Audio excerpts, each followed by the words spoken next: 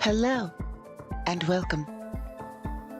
I of course, am your host, Casimir Basilius, Imperial Lord, etc., etc. We've been over this before, probably. This is mostly just to make sure everything's working. And because we're early, about an hour earlier than usual.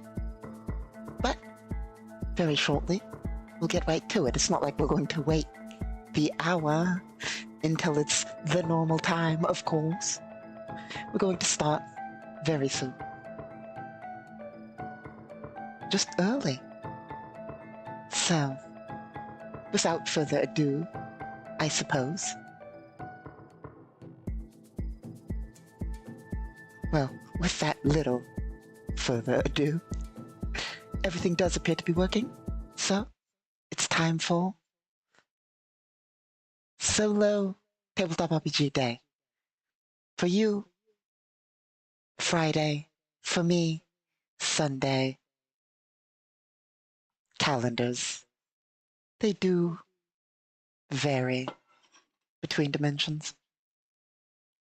Just remember, if you ever want to know what day it is, we have our clock right up there in the corner. So you know what date it is at any given time. However, that is the date for me, not for our adventurer, Juliana Aldous. Of course, doing things over long distances, multidimensionally, but also when FTL is involved in long distances, the date in the corner is just the date we're broadcasting from, not necessarily the date on the world we are watching. The world being, well, the adventures of Juliana Aldous, our mercenary. So, I mean, as ridiculous as it could be, we could have a second clock under that, which indicates what date it is in the galaxy. And then, well, specifically in the campaign, and then we could have a third indicating what date it is for you. But no, that would be too much. All we need to know is what date I'm broadcasting from. That's really what matters, isn't it? Because, I mean, yeah, we could technically figure out what date it is where Juliana Aldous is. It's not important, though. It would take too much extra work. Not really, it's just an annoying thing to do. So, without much further ado, we're going to be taking today a bit slow, not extremely slow, faster than before, faster than I usually say slow, but we're going to take our time going on our adventures. However, I'm sure we're probably going to get in a firefight soon, or at least some sort of combat. So, there's that. Let's actually open up our character sheet. Well, Juliana Aldous's.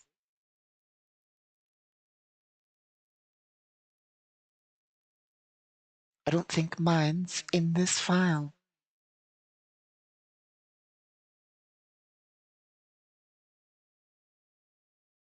Here we are. Mostly, I just want to quickly check a few things.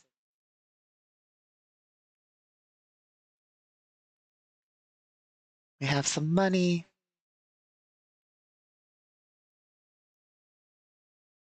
We have our weapons. Did we not get the shotgun? We didn't.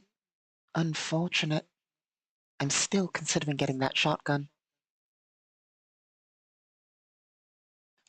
Yeah, no, no, no, no, no, no. The more I think about it, I mean, we can't get it right this second in game, of course. But the more I think about it, the more I really think we should get that shotgun. Just because our only ballistic weapon right now is that 9mm pistol. I mean, there's nothing wrong with a laser rifle. Laser rifles are commonplace. It's not like it's slightly rarer in the galaxy than a ballistic weapon. But they're common enough that I mean, there are certain nations in the galaxy that run only laser weapons, you know? Like, for instance, the Commonwealth. I say only laser, let's be honest. The Commonwealth, one of the more advanced nations of the galaxy, they run energy weapons, not just lasers. They mainly run plasma and lasers. Their most common weapon is plasma weaponry, and then laser weaponry, and then railguns and that kind of weapon, and then ballistic weapons. They barely have ballistic weapons. It's not like they don't have the tech. They just don't build a lot of ballistic weapons. I mean, unless you consider railguns. I mean, yeah, railguns are ballistic weapons, but you know what I mean. Like, they don't do your average cartridge bullet weapons often. And even then, their railgun use is rare. So, you know, mostly, like, if I recall, the majority of their railguns are used as they have more than just this in the railgun category, but the majority of their railguns, like role wise, are used in specifically, I believe, sniping roles, snipers and all that. But there are specifically armors and shields and defenses that stop specific things or do better against specific things. So I think it would in fact be nice to have a shotgun. Now, I know you've probably heard me complain about shotguns often and go on about assault rifles often. Yes, but um, specifically the reason we'd go with a shotgun as opposed to a ballistic assault rifle is because the modularity, the entire point of why I think we really should go with a ballistic weapon in general is because being stuck with a laser rifle does limit our ability to, well, if there's something with laser defense, we're going to be in trouble because our primary weapon will be stopped. However, if we have a shotgun, the one special thing about shotguns, well, there's multiple special things about shotguns in Galactic Requiem. One of them being, we've probably been over this before, but modularity. Shotguns use shells, and with shells, it's far cheaper to get ammo that does a variety of different things. You can get plasma shells for your shotgun. You can get laser shells for your shotgun. You can get cryo shells for your shotgun. You can for most ballistic weapons, it's just more expensive. You can even theoretically get it for non-ballistic weapons, but the price just gets higher and higher. For instance, we could get like cryo laser rounds, I suppose, but the amount of technology involved to get that, it's advanced tech to get cryo laser rounds, you know, like that's some high level advanced tech. So you're looking at prices out the roof. To getting cryo shells for an assault rifle, cheaper, than getting cryo shells for like an energy weapon, of course. Far cheaper. Cryo shells for a shotgun, even cheaper than cryo shells for a assault rifle. So it makes it easier to get versatile rounds with a shotgun. Also, shotguns have increased wounding. Basically, when you check for massive damage, shotguns have a higher chance to wound. And if you're using pellets, or just, I believe it technically applies to the majority of shotgun shells, they have increased bleed. So there's also that. Which is why I think we should go for a shotgun, because we already have a primary assault rifle style weapon.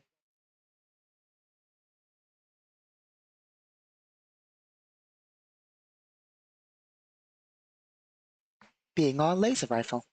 We also got our special melee weapon not too long ago, which is our advanced war picks. Not bad.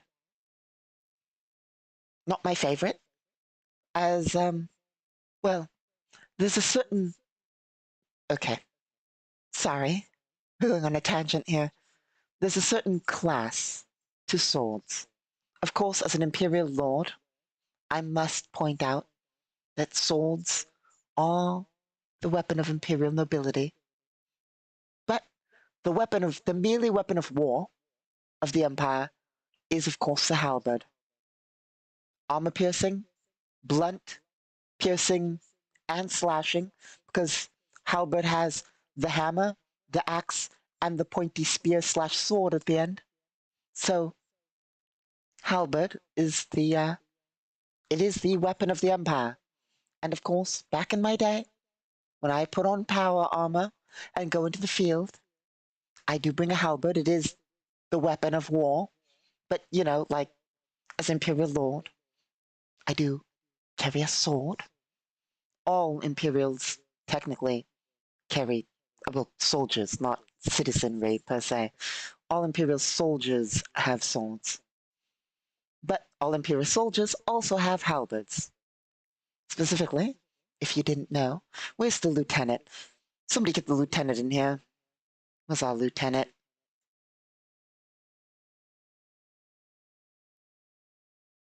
There he is. Nope. Get out of here, lieutenant.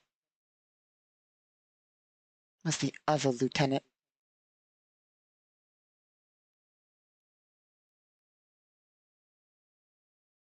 Here we are.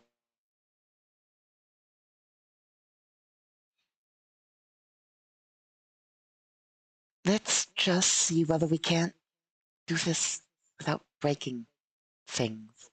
Does he not have it? No, he does. It's on his, I forget that the lieutenant's flipped around. So, it may be slightly hard to see, but right there, on the lieutenant's arm, you may see a little device next to his gun. Of course, the lieutenant is flipped, to be fair. He is, he's a left-handed lieutenant. He's wearing left-handed gear.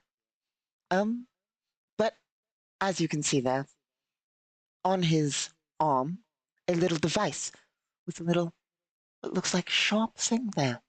There is a retractable blade that you can deploy. You can also remove it from the device, but the lieutenant has his built-in sword for melee combat in case things go wrong. In case things go very wrong, because usually you use the halberd. But if you have to use the sword, also there's a knife somewhere in that armor. Have we been over Imperial kit before? Also, it's very similar to conscript armor, with slight differences. Lieutenant armor and conscript armor is very similar. Same with caster armor. We do use standard templates for the majority of our medium armor tiers. Anyway, where's our was our list. See, I know it's not World Building Wednesday, but I mean, we're talking about kits. Here we are, opening our faction catalog. Assuming it doesn't crash, ideally, it will load. Factions, Council, Commonwealth, Tornin, Raktas, Reptilian, Sjorten, Larian, Federation of Allied Nations, Ceros, Empire. I should really put it in either importance order or alphabetical order, probably. Empire. Here we are. Unfortunately, it's not visible, but it's visible to me, and that's what's important. Conscript. Conscript.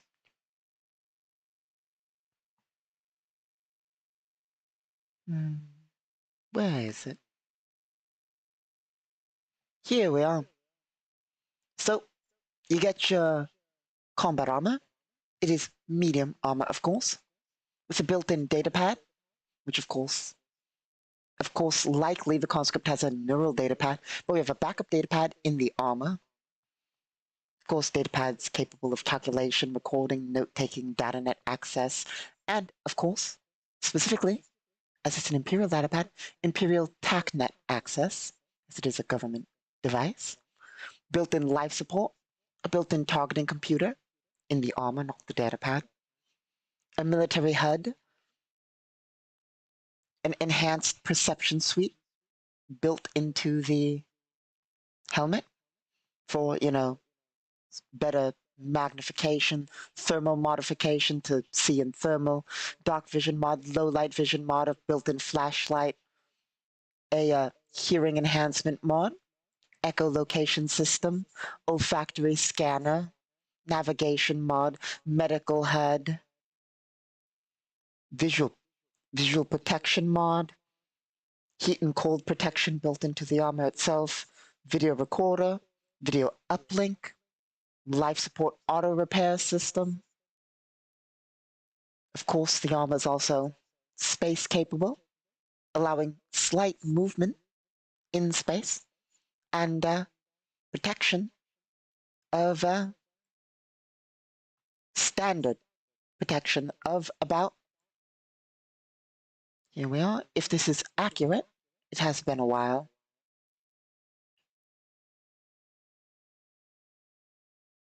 Normal life support, apparently, if this is accurate, provides about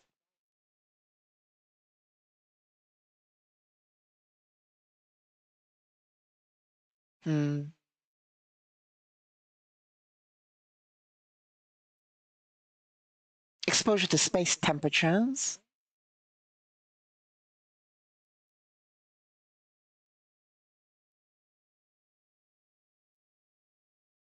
I can't convert that easily. Unfortunate.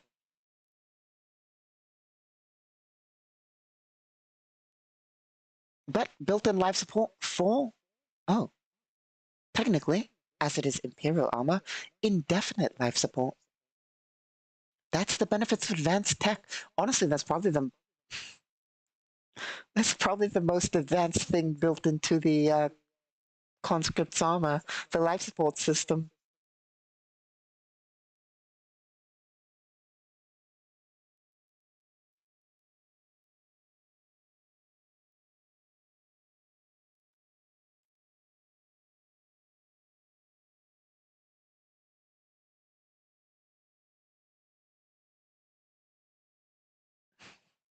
Yep.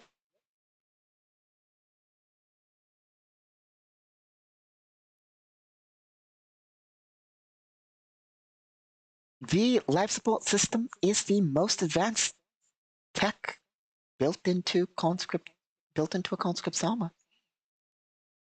Not the most not the most expensive for the Empire, but the most advanced. Well, technically speaking.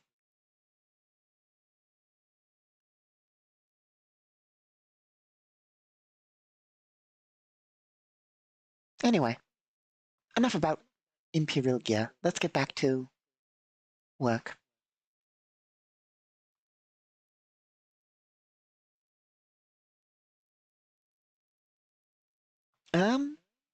So, basically, in short, we should probably get a shotgun. Just so we have multiple options.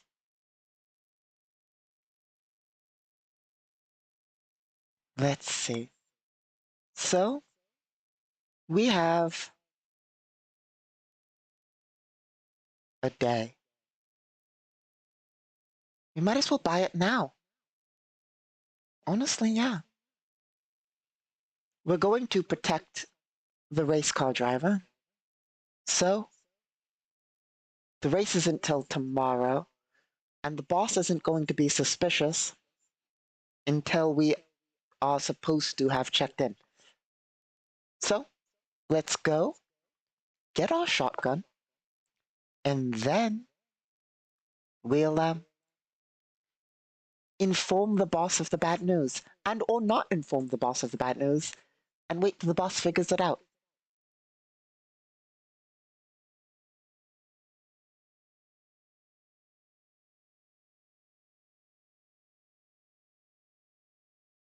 So, yeah, having given the talk to the individual, as Juliana Aldis prepares to leave, she'll tell him not to, no, she's gone. What shall Juliana Aldis do? Oh yeah, she'll place a bet.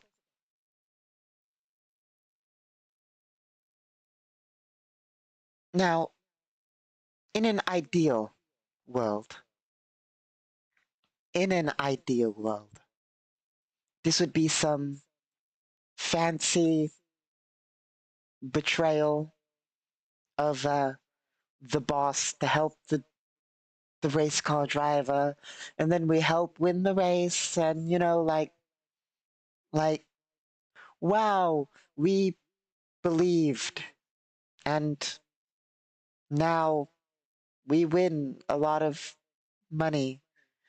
But for those of you who know me and how Galactic Requiem works, you know that we don't have such nice things happen around these parts. And by nice things, I mean things such as, wow, the you did the good thing or the thing and things turn out in your favor. No, no, no, no. What's going to happen is we're going to have to actually roll and see if the person we voted for or bet on wins the race. Like you have to that there will be dice checks and drive skill checks rolled. It is not so simple around these parts as wow, we did the thing and now no, no, no, no. Simulated universe after all.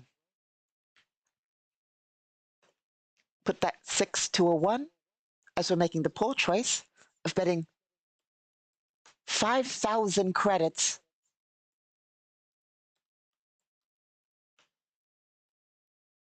on the driver. 5,000 credits. Like, it sure is. It sure is an amount. Although it's safe to assume, to be fair, it's safe to assume that the individual we are betting on is the most likely to win. It's also safe to assume that they're probably one of the best around here. Reason being, it is very unlikely that our boss, the person who originally hired us, would specifically bet on the loss of a person who was going to probably lose anyway, because that wouldn't earn them a lot of money, you know? And our orders were just specifically to make sure they throw the race, you know? So it's likely that they are the most likely, or one of the top three, or even top two most likely to win, you know?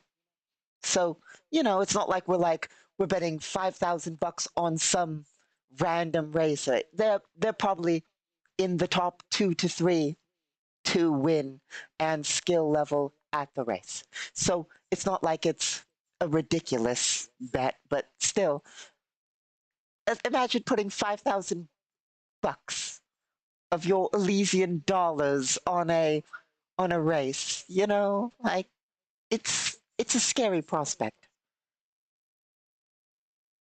Anyway, it's not like we're going to a different city. We have a hover bike. We can get basically anywhere in the city real fast. So we'll head on over to our gang friends, and we're not going to swap maps. We're going to head over to our gang friends, and we're going to buy a shotgun. Let's see. One moment while I open the big book of gear. I think I've been over this before. Our gear book doesn't even contain all the gear because I put that on the list of unimportant things. Things I'm going to work on last. But also, we have the ability to literally random generate stats and even just non-random generate stats of weapons on the fly. I have been doing this for a while. We can stack guns in less than a minute per gun. It's the lore of the guns that takes time. Oh.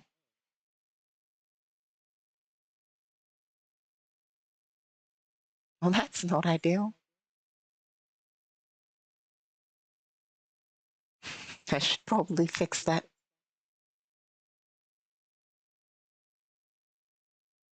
Turns out,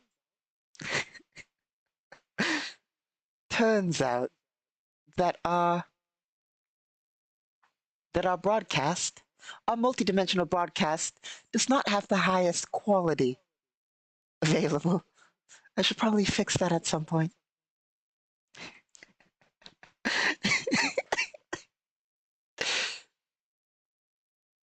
As I look over and see that the text is barely legible because we're at what, 480p maximum or something like that. Yes, I can probably fix that. Not mid doing things, of course, but I'll see about fixing that for next time. My apologies.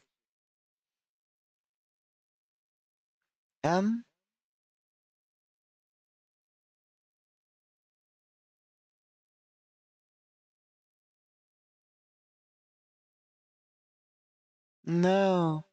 I mean, yeah, no, I can fix that. I was trying to remember why it's like that. It hasn't had to have been like that for a while. Our conscripts fixed our problem that we were having with the disconnections and all that, so we don't need to have it set like that anymore. Unfortunate. Let's see. Oh yeah, our items. Assuming it doesn't crash.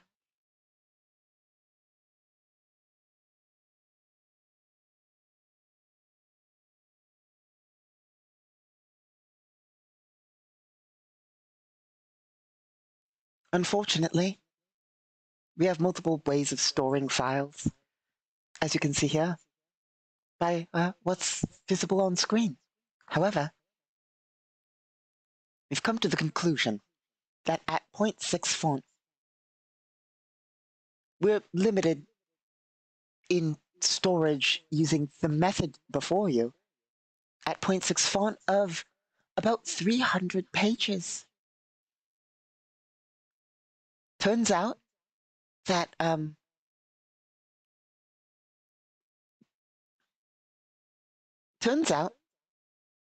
we require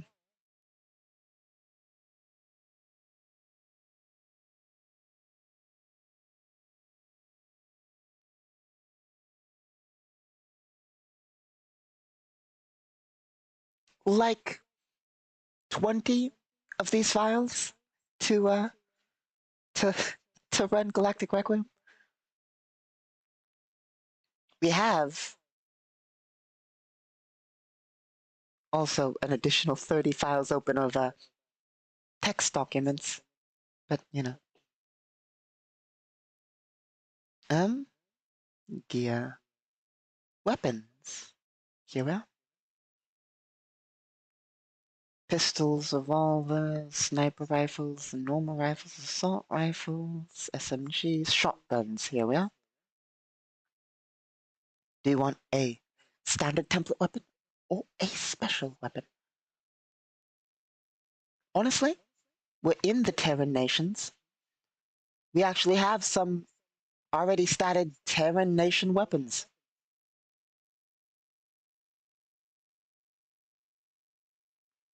Let's go with the Terran nations 12 gauge automatic shotgun. Well, it's technically a select fire, but Model 59 SG. How much will this run us?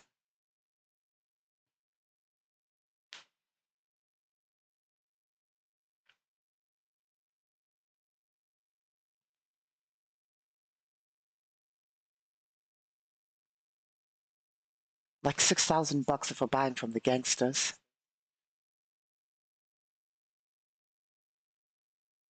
Okay. So let's go over here. Snap that shotgun into there.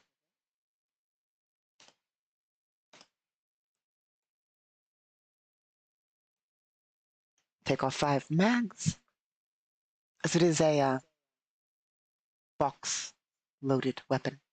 As you can see there, box. It's not a internal magazine shotgun. I suppose if it's internal, it's not a magazine, but it's not a tube shotgun. It's a normal magazine shotgun. We want to get special ammo right away. Also, minus 6,000 bucks.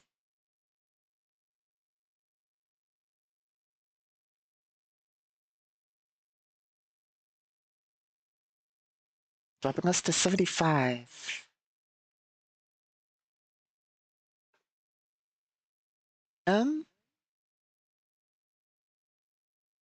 What kind of special ammo can we get? I mean, we can get a lot of special ammo.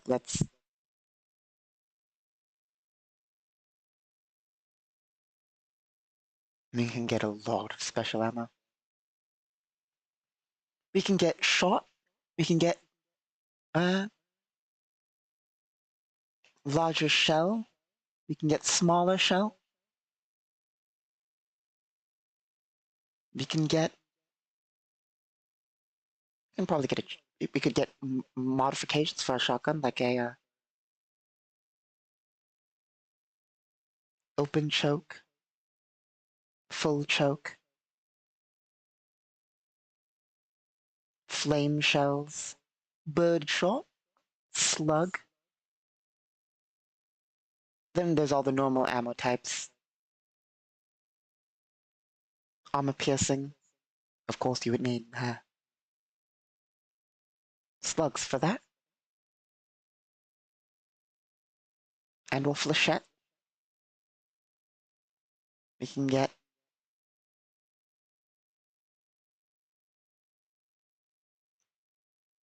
large spread shells, scatter shells, normal spread shells, advanced scatter shells. We could get war crimes ammo. Monofilament explosive packed rounds. Why? Because sometimes you just want to hit a target and and then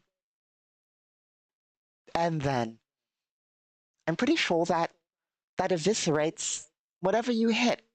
If you hit their arm, it's probably coming off. If you hit them in the torso, it's not going to be good.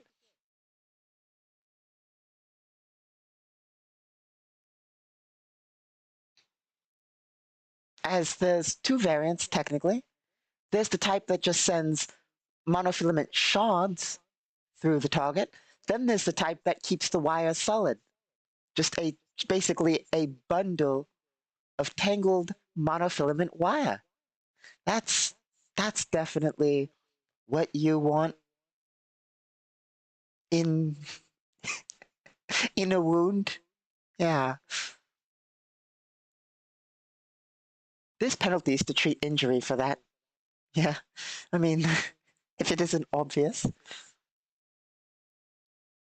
And then you combine that with a shotgun. Oh, that's like a -4 to treat injury. Um, then of course there's special rounds, like cryo rounds, acid rounds, beam cells, energy ammo, flame ammo, electrical, plasma, acid. I think we got to cover acid. You know, all sorts. But we'll just. Hmm.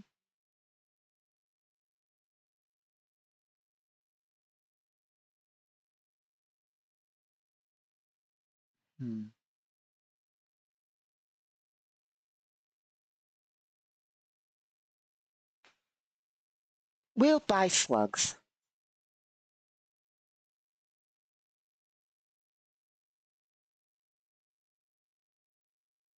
Let me find them real fast. There's also birdshot. I'm not sure why we'd get birdshot. We'd also get slightly less shot. Let me double check the rules real fast.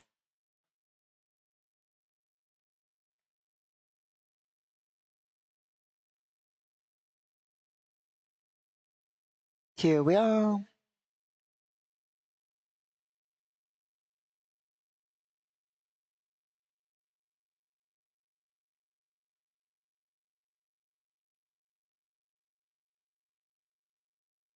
Almost set.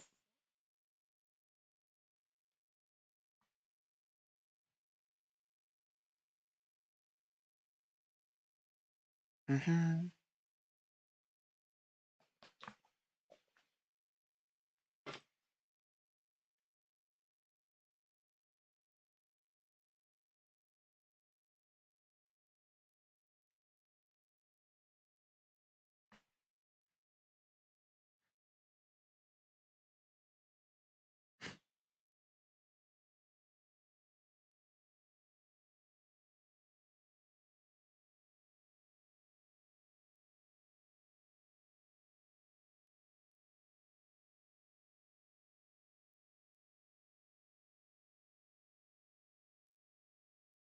We'll get some slugs.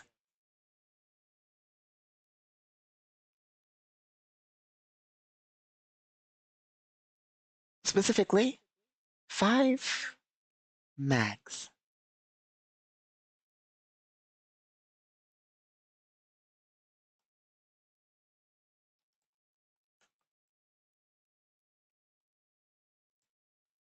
Okay, how much will that cost?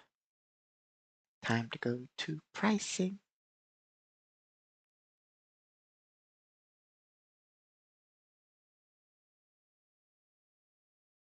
A lot.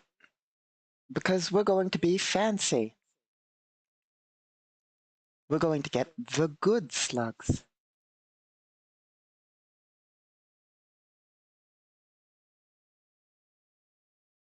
Let's see.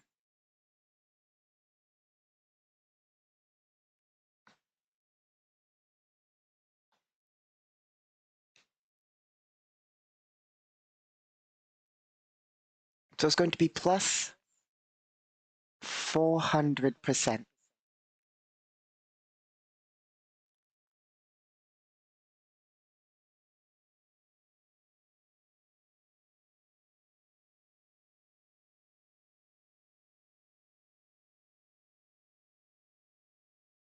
For a total of $250.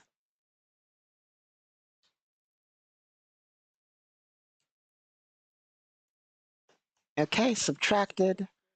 And those are going to be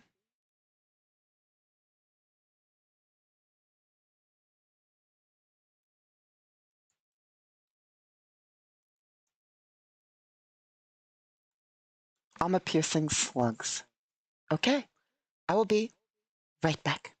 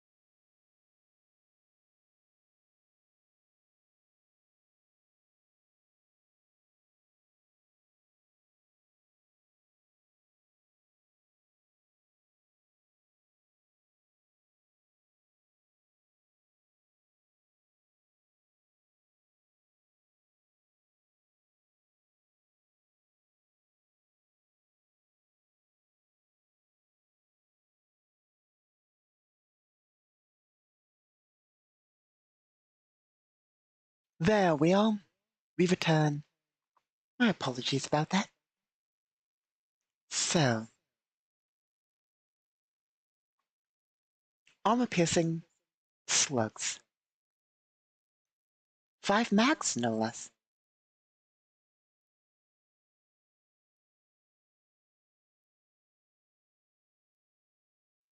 Hmm.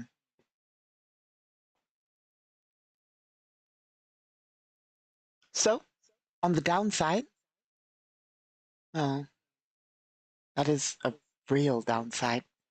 On the downside, we have only 50, well, only 100 rounds total, with of course, our laser rifle, which carries 40 rounds in a, well, rounds, 40 charges in a cell. You know, like we have 12 base cells, like what's that? Over 400 shots, you know? Here, with our shotgun, we have like 100 shots, if we consider both mags. But also, only 10 round boxes. Unfortunate. That's a downside because burst with automatic burst fire is done in, well, you can do a 10 round burst, you can do a 5 round burst. I believe you can even do a 3 round burst.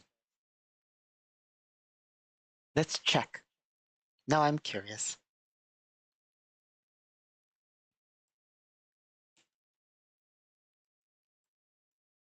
Here we are. Yep. 3 round, narrow and wide. 5 round to hit or to damage. 10 round hit or damage. 20 round hit or damage. And then lastly, 100 round hit or damage. Could probably have more steps. Could probably have more steps.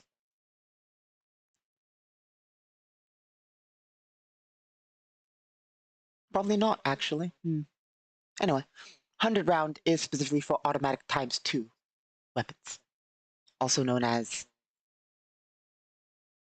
dual or quad-linked machine guns and or singular, what's the word for those? My brain is not working. Rotary guns, chain guns, Gatling guns, that kind of thing. Very automatic weapons, which is considered auto ×2, and or multiple normal guns linked together. So those allow you to do up to 100 round bursts, but automatic ×2 also lets you do larger area fire and some other things.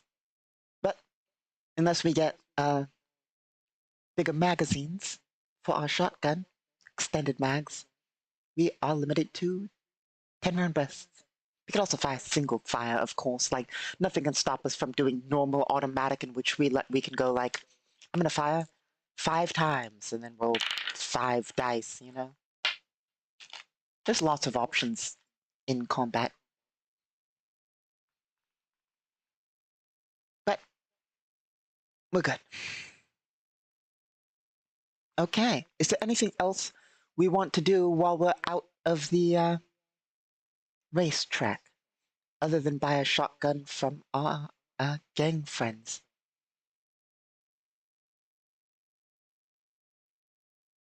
I mean, we can always get more ammo types as needed. We have connections with the ability to get these probably illegal arms due to our gang friends, which is a benefit. Let's double check to make sure I'm not insane. To do that, we go here.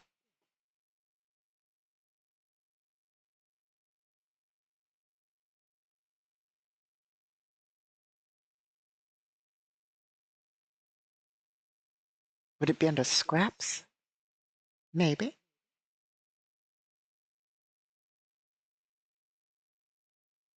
It is.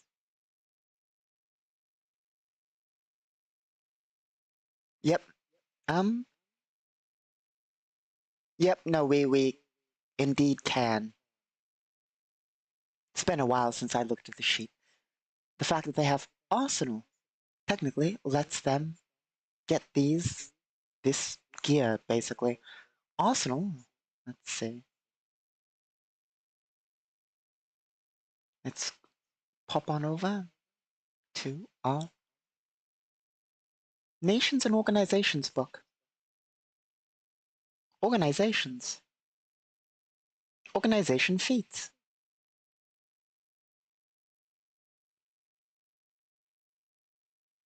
Yep. The organization has a large stockpile of weaponry. Benefit: the organization has a +5 bonus to force checks for acquiring weapons and has access to military grade or illegal gear. So we can in fact buy the things from them directly. Okay, very good.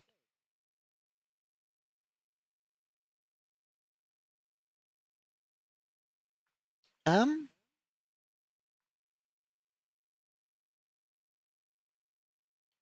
Pop back up to here. So yeah, we'll consider getting more ammo for them at some point in the future. Let's finally get some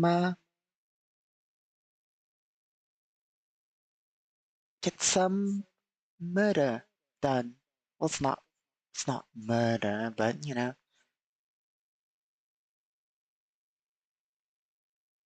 we're probably going to have to kill some people. Probably. Well, hmm.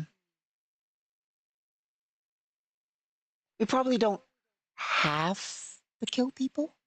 There are ways around that. This is, one must remember, this is Galactic Requiem.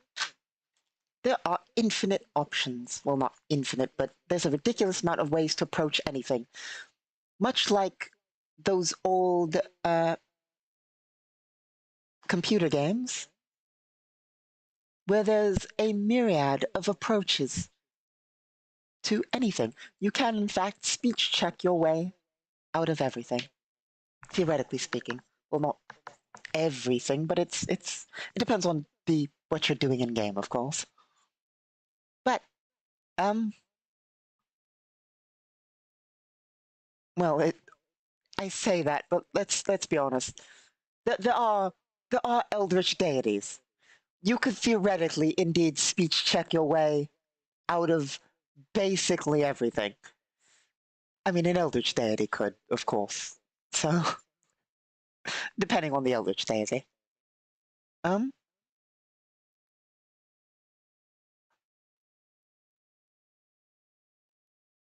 Basically, in short, all this is to say, we don't have to kill people. They'll probably want to not die if we shoot them. But let's be let's be honest here. We're despite all the options available, including non-lethal or just shooting them slightly, we're probably going to kill them. It's unavoidable. Either that or they'll kill us. It really depends. We're probably gonna have an easy time with this. It's not like we're fighting like real mercenaries. Probably gonna fight some people who think their job is to re-intimidate some race car driver, you know? This is gonna be a cakewalk. I realize we're not getting paid for this. Not only that, but, you know, as mentioned last time, our reputation is going to be ever so slightly tarnished. But luckily, Juliana Aldous isn't a die-hard mercenary who cares about her reputation. She only cares about revenge against the Terran nations. Well, one of the nations. One of the nations in the Terran nations. Not all of them, but, you know. So, I mean, what's a little angering one rich individual who wants to bet on races and rig a race, you know? I mean, what's the worst that'll happen? We'll make enemies with some gang leader or corp boss or somebody who's willing to hire mercenaries to intimidate race car drivers. You know, that's who we're getting on the bad side of. And honestly, you and all this doesn't care.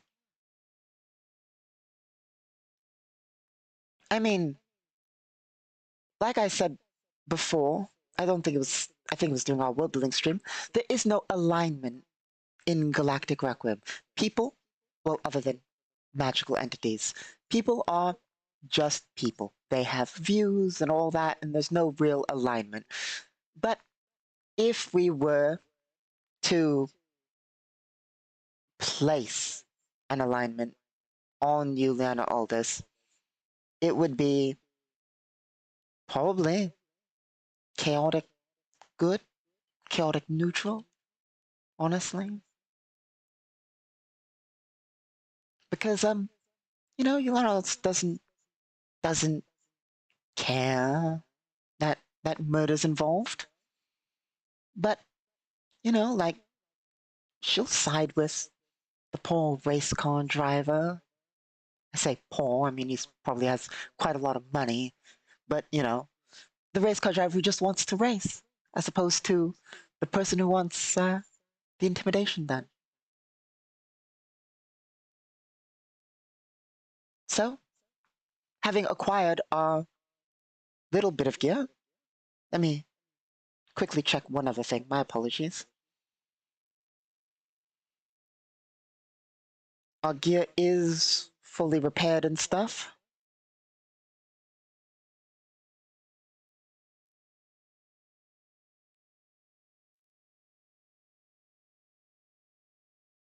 Yep, we'll return to the race track. I am a little worried, I'll be honest. A little worried. Because there will come a point in which things go south. And if we're not there, things could go very south. So, we'll head back to the racetrack, slightly more armed than before. Admittedly, not like we would need a shotgun for this. But, you know, I've been contemplating getting one for a while, so we'll head back to the racetrack, meet with the person again once more, the driver. Now the meeting would be over at this point. It's been at least like an hour or two. The meeting stuff is definitely far over. The race car driver is just checking his vehicle. We'll show back up, find him, talk to him, say, okay. So I there is one thing, as I said before, the boss isn't going to be happy. So I suppose if there are no objections, if there are no objections, I'll be consider me hired security. And we'll see whether this individual will even accept that. There's a reasonable chance we'll get a +6. Yeah, no, +6. Because this individual does know that there is a gang or somebody who wants him to throw, somebody who's hiring mercenaries. We did have a slight disagreement, well, slight tarnishing of views, given the fact that we loosely told them to throw the race. But this person's not stupid. They know that it would probably be better if somebody was aiding them. We're not going to roll chaos. We're just going to roll flat yes, no with a +6. Will they accept us as guarding them? 8 + 7 + 6. So that's a yes. That's a very much yes. That's not even a but. So they will basically say, yeah, yeah, you can follow me around, I guess. And basically, yeah, I can use the help in case other mercenaries show up. And Uranos will nod and say, good, good. Just imagine I'm not even here. Just here to make sure things go right. And I'm betting on you winning. Um,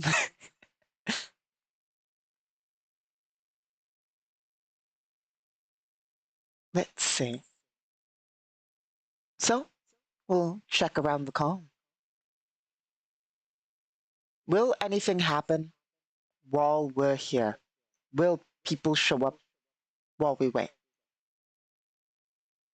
It's unlikely, so we're going to add a -4 on this one, and we will roll chaos. Basically, the question is, while we're still at the racetrack, will more people show up? The reason there's a -4 to this mod, so it's almost guaranteed that if we don't report in, eventually the boss will send more people to make sure it's done and or call us. The reason there's a -4 is because the race isn't till tomorrow. The boss probably wants to be informed late today or early tomorrow. The boss doesn't know our plan. Either way, for intimidating or not intimidating, the boss just expects us to get it done and inform them before the race. Admittedly, a while before the race, but either early morning tomorrow or late today. So there's no guarantee that the boss is going to show up here with more forces. Well, he's going to send more forces here today, hence the -4. So let's see. Chaos? Yes, chaos. 3 and 3. 6. 2. So no, but double threes. I need to open our AI bot.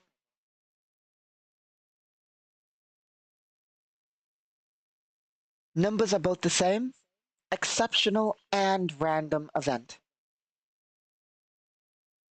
And we rolled within chaos, so it is those. Exceptional and random event. What campaign type are we on? That's one other thing I need to check.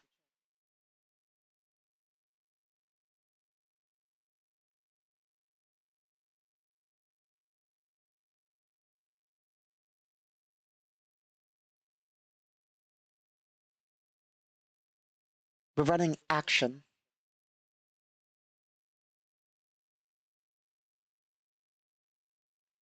So we might as well say it's double action.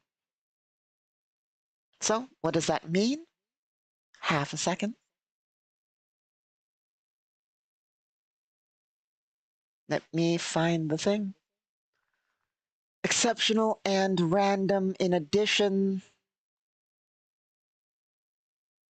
As we've decided we're doing extra action. That means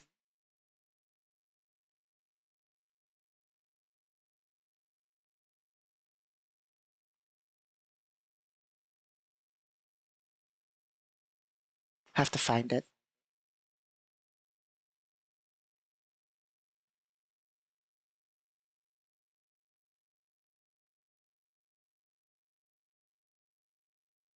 Here we are.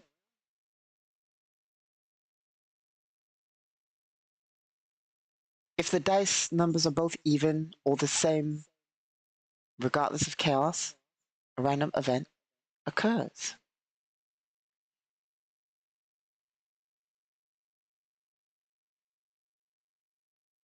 Oh, so we're definitely not running action adventure. It's just standard technically. Unfortunate. So, random and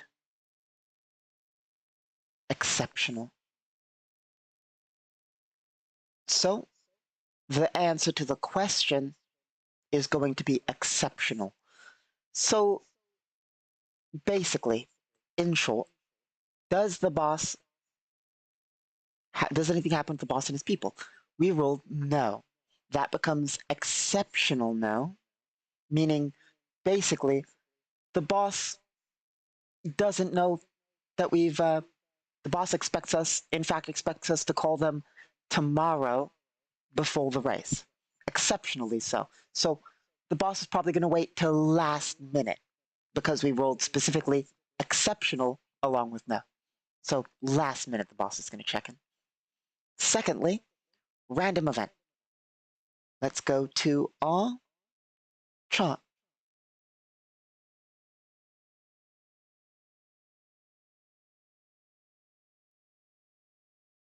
Here we are. This is with a second file. So I'm going to roll. Oh, I'm not going to drop dice accidentally. Well, I mean, I am going to, but you know. So we're going to roll physically because I have to have a second chart open, and flipping between them and the other dice roller becomes exceptionally difficult. There we are. 42. Roll on standard theme focus table instead. So now we will roll on action adventure because it specifically says roll on standard theme. When you roll on standard theme, it specifically goes with whatever your first theme is, and since it's action, we'll roll on that chart.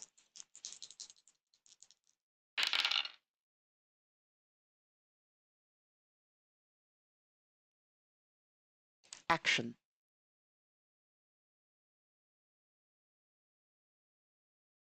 Okay. Let me search up what that means.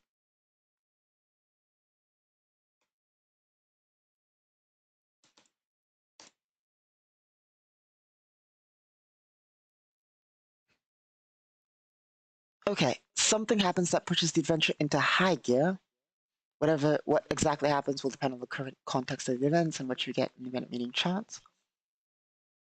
However, it should be heavily action-oriented.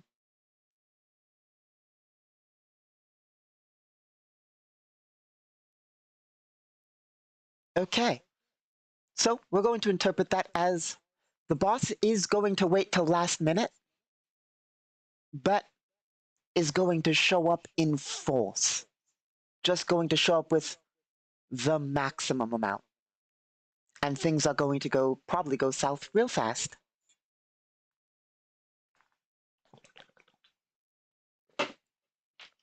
The boss will not take this sitting down, basically.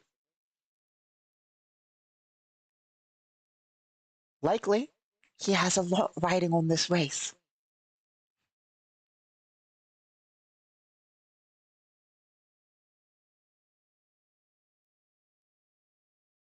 Okay.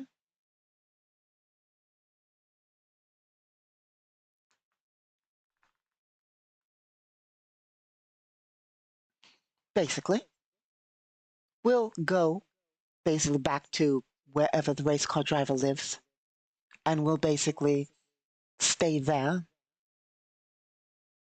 for the day. Well, the night. More so, the race car driver's probably gonna be here for most of the day and then go home and rest because tomorrow is the race. So we'll probably stay there because, well, we, in character, don't know what's going on. Like with the boss, we don't know that the boss is waiting till last minute. We don't know that the boss is going to show up in force. So A, we're not allowed to prepare any more than we normally would. B, my plan was to go with them back to their place just in case, because I didn't know before the roll that the boss was going to wait till last minute. So we'll basically stay there, guarding and making sure that well, no thugs show up. But once more, I'm not too concerned. I mean, any fight could be lethal, but I mean, you you're paying they're paying 1,000 credits, $1,000 to intimidate someone. You know, like if they're paying $1,000, they're not gonna get people who are willing to die for this. You know, they might get some gangsters who will fold once the shooting starts. You know, and let's assume that they show up in force, okay? They're gonna show up with a force of thugs, you know? Like, what are they gonna do? We're in heavy combat armor with a laser assault rifle. Do we have grenades? I don't think we do. I might be thinking of a different character.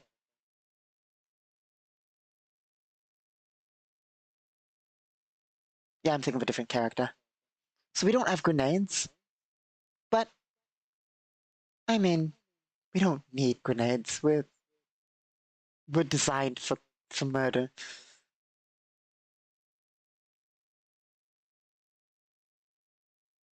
Oh, we get to technically boost this to 30. Boost that to 3. Change that to 37. And lastly, change that to 6.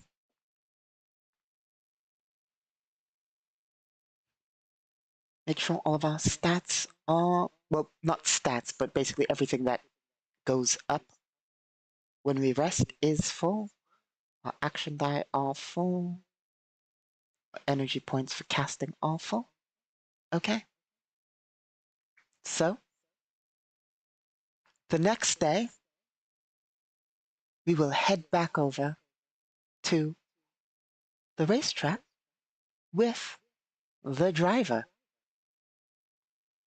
Arriving back at the racetrack, Juliana Aldous will turn to the driver and basically say, make sure you trust the people on your maintenance team and make sure you check all the people you trust, check your vehicle.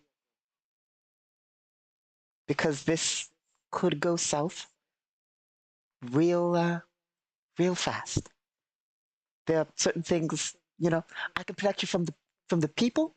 I'm not a technical person, so make sure a technical person you trust checks your things.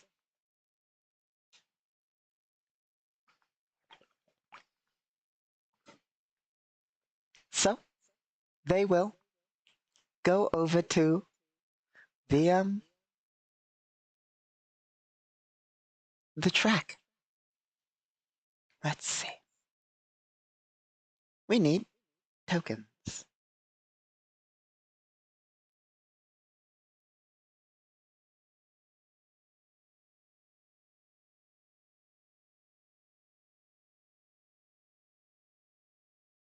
Assuming this loads today. There we go.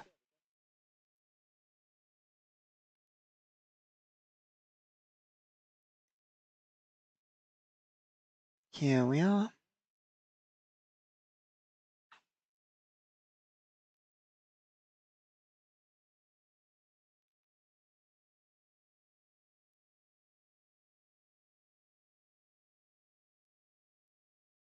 Now, the real question is, things are going to kick off into high gear. Question is, how many? How many?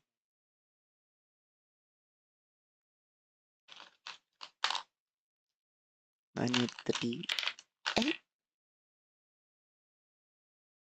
No, I suppose I can roll this because I'm not double checking a chart. So we can just roll on the dice roller. 7. A 7 means a lot. Specifically, 7 translates to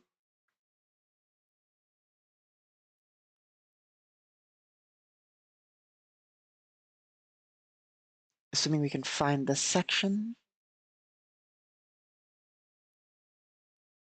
Here we are. Most. And or a very hard number and or yeah, so a lot.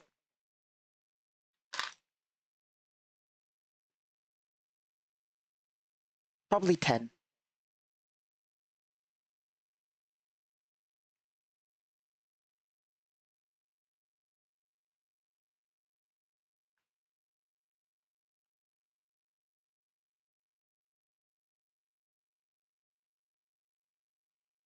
Why 10? Because that's a reasonable amount. I mean, it's a bit on the high end, let's be honest.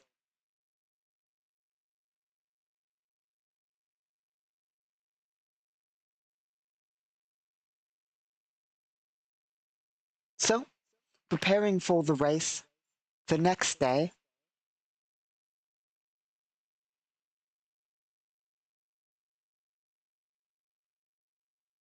10, by the way, if you ask me, it's almost an unreasonable amount for what's being done.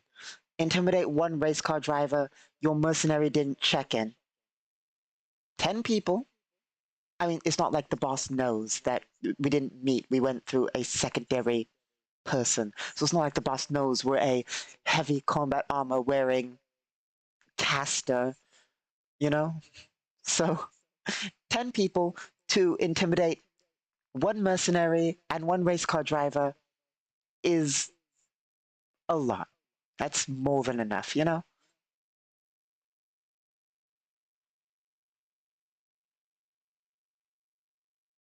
It's a little concerning, honestly, for me. Well, for you learn all this.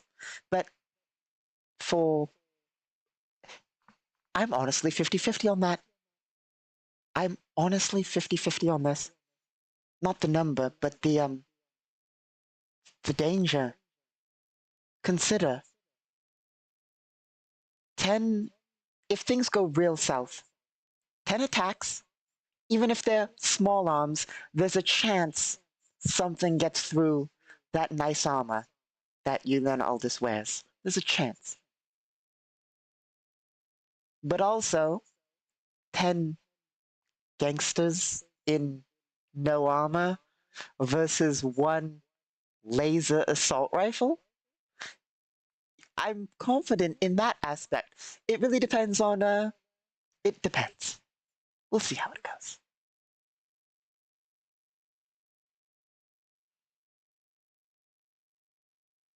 I need the driver. I also probably need a car.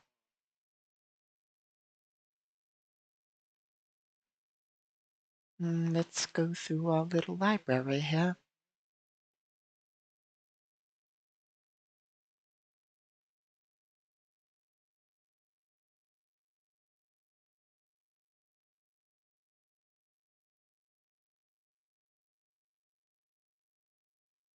Hmm.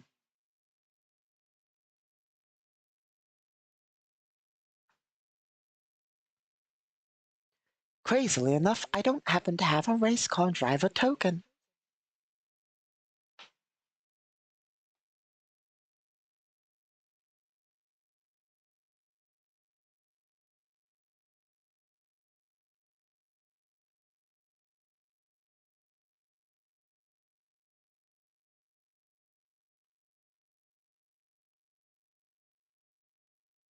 I suppose we'll just use that.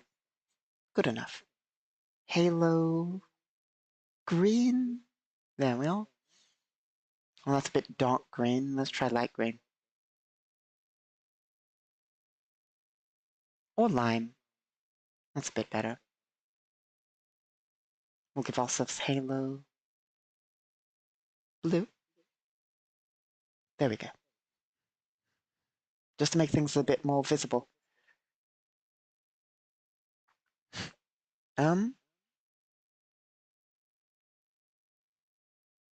Okay. Half a second.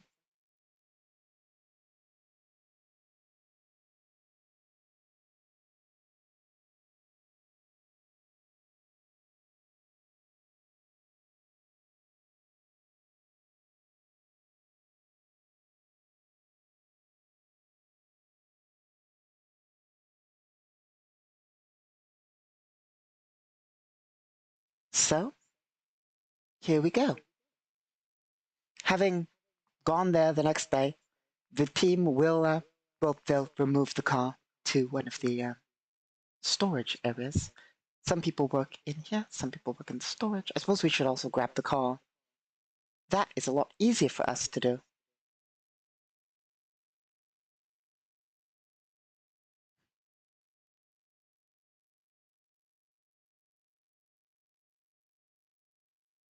I'm not sure if I have a race car, though.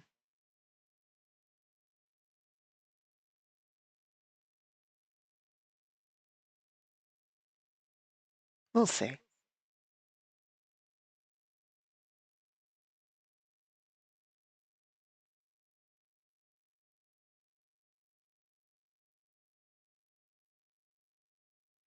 Not really, not easily findable, actually.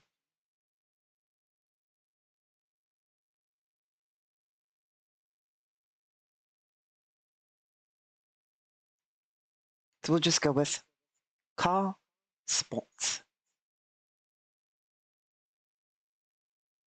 Is this the correct scale? Show grid?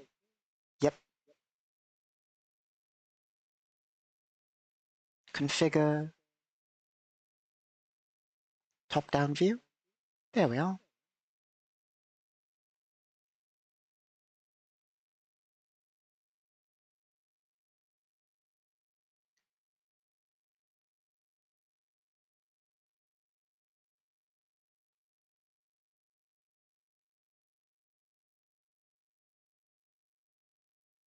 We need,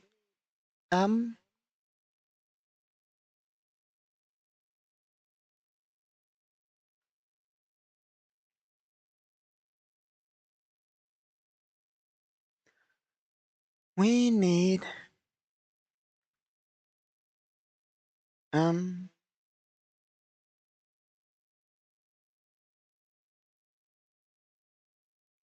one special car and a bunch of generic cars. There's a reason for that, which I'll get into in half a second.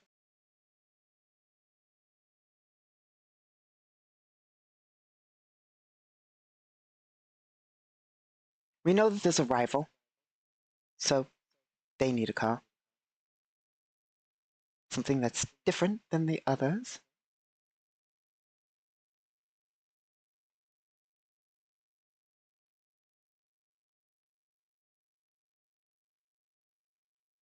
I know, that'll do.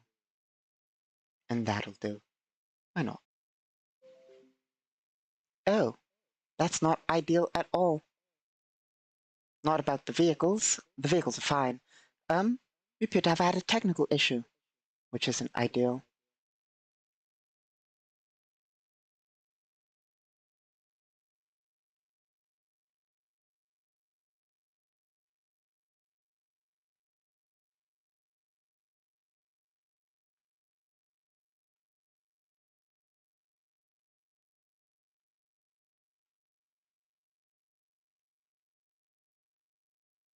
Okay.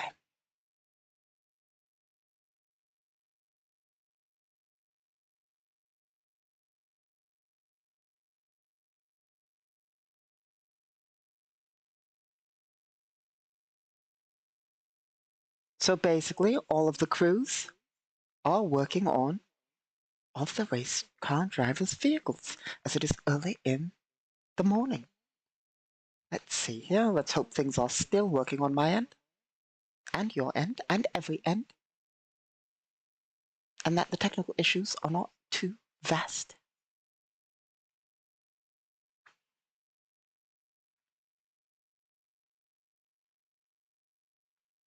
Here we go.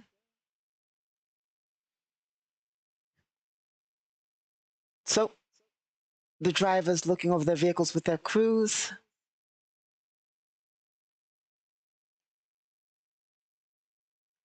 You and all this will basically just be waiting, making sure that everything goes well. When the gangsters will show up. They are quite easily seen approaching. They will likely pay off some guards before showing up.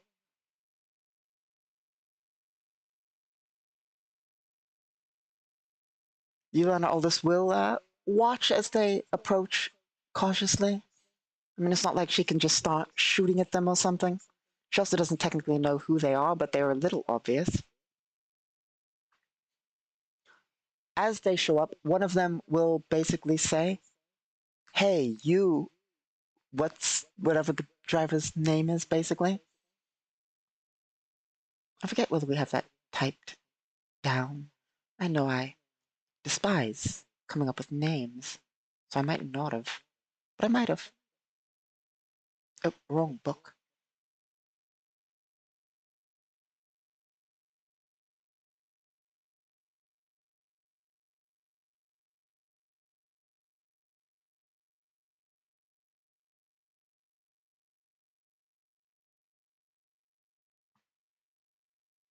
So, here we are. So yeah, they'll basically, one of them will call out you, and then there's a question, his name, and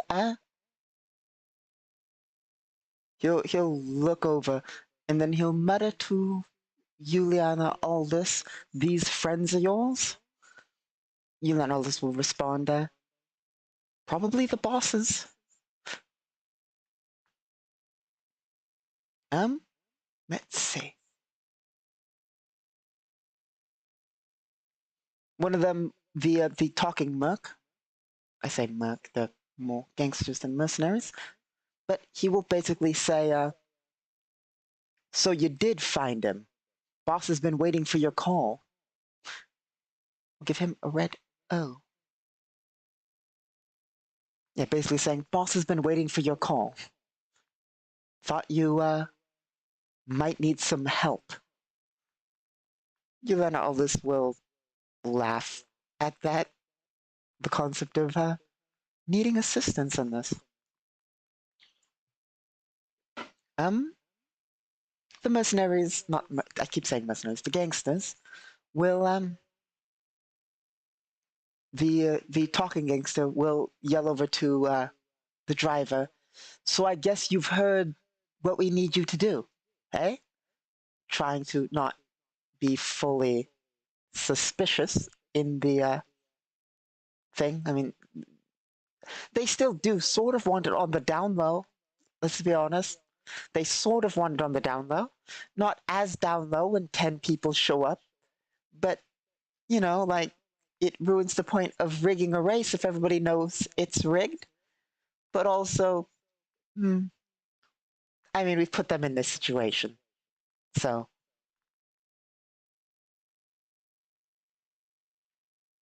the resolve check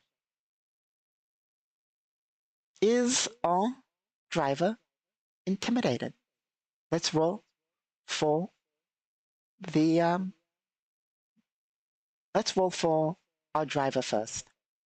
3. Let's roll for the enemies. 14. So yes, our driver is a little worried that there are in fact 10 people here basically saying, "You're gonna throw the race."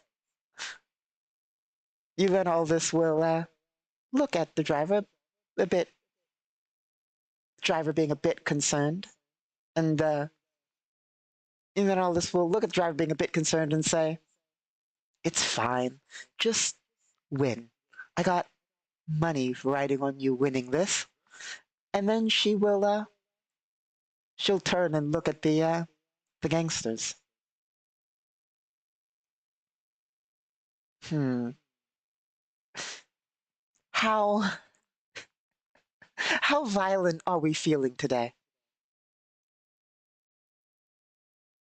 Half of me is saying, don't give them a chance. Just just open up with a laser rifle. Or try out that new shotgun. 10 shots, automatic. They're not in armor. We don't even need to use the slugs.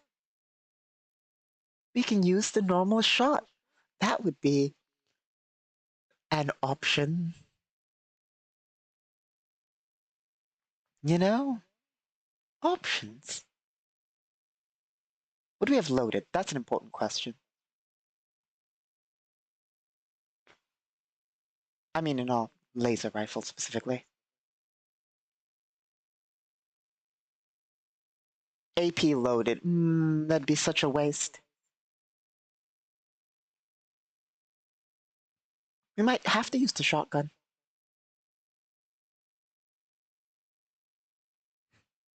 You, Leona Aldous, will prepare. Do we have quick draw?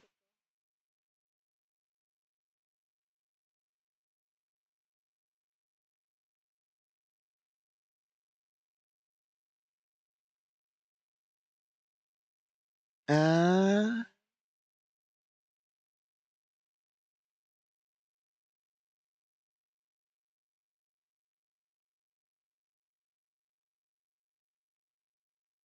we have quick reload, not quick draw. It does make things a little more difficult. You and all this will be a bit sketch. She'll walk forward, not reaching for anything, basically saying, why don't we talk this out? I'm sure we can come to an arrangement. And she's going to make a check. Specifically, we're going to make a impress check. We have 0 in impress, if I recall. Yep. Actually, -1 because charisma. As we try and approach very shadily. We'll roll for us first.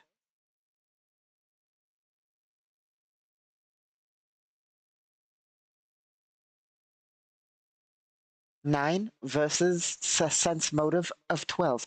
They know we're sketch. The gangster will respond, hey, wait right there. Like, stay.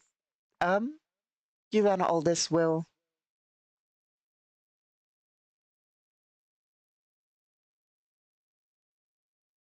You and all this will stand there in her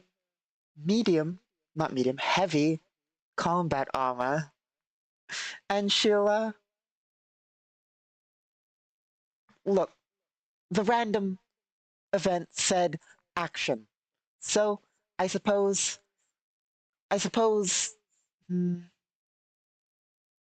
fuck it, we ball. You and all this will take a half action. Is it a half action? Yeah.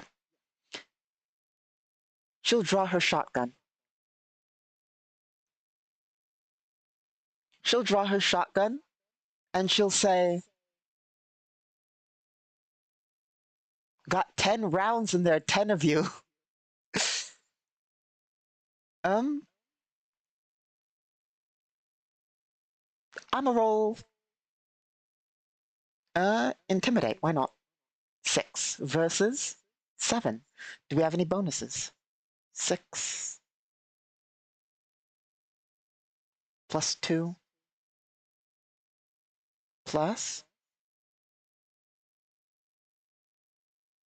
nothing.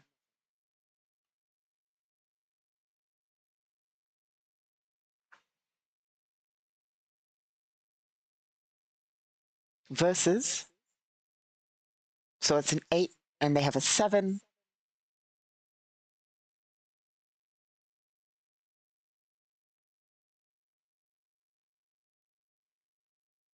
So they are not intimidated. That's unfortunate for them. Very unfortunate for them.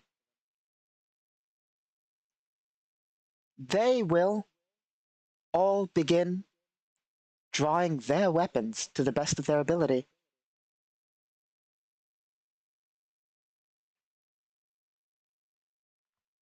Let's see.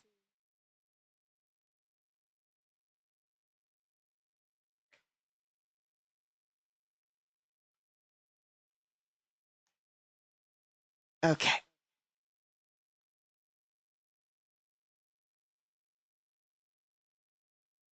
One final check. So this is not going to be ideal. We might as well.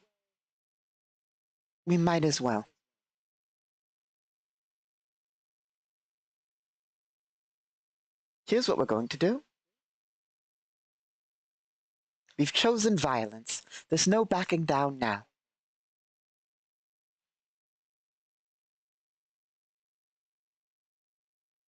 And we might as well go absolutely obscene with it.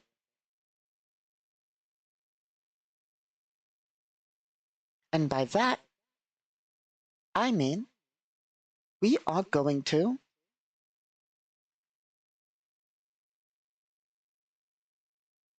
where is it? Effect, arcane, method, target. Specific target, the boss of the group. Okay, let's roll our arcane check. The reason we're going with arcane, I mean, you could have done something even worse, but might as well eliminate a target with it.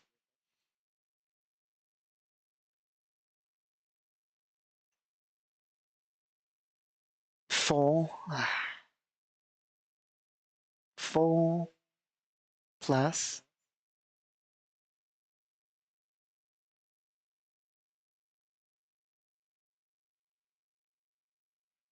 4, 12. 4 plus 12. 16 with a difficulty of -5 to the DC. Target's a 10. Brings us to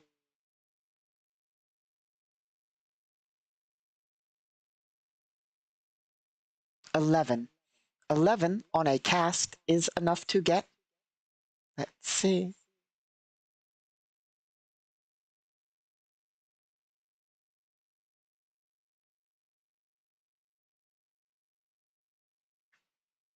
Almost there.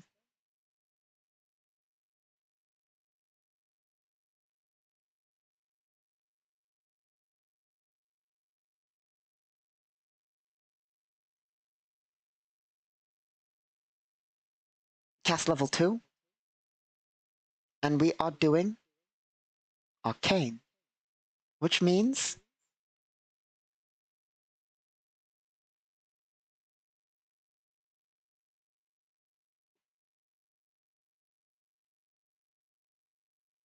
what? Plus 2 points of damage per die. So that's going to be 2d6 plus 4. And the target will light on fire, well, arcane fire, and slightly disintegrate.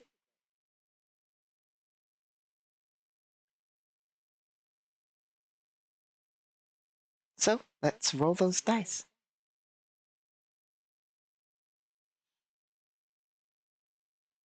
Two d6 plus 4. 10. That is enough, I think.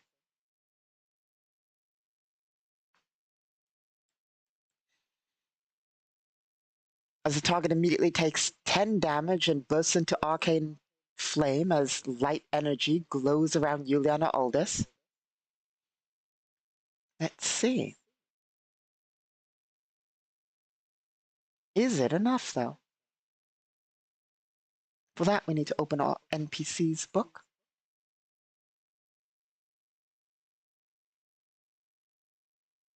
Here we are. Gangster. Gangster.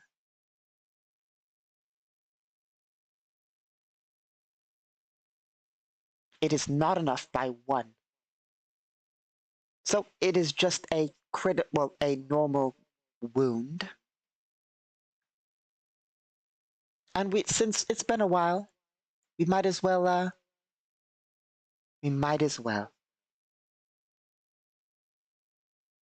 It's description time.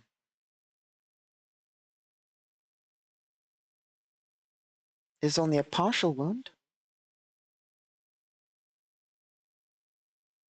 Unless the target wishes to spend an action die. But no, they won't spend an action die. It's been too long since we got to roll a critical. Besides, they'll use it on their attack. If they survive. It's very likely they'll survive. Okay, so the arcane energy hits them, and it hits them in the head. Well, that's... Now they wish they would have used the action die right in the head. That's not ideal. Neck. Ooh. Ooh. Okay. Let's roll the last one. I have to find the section for neck.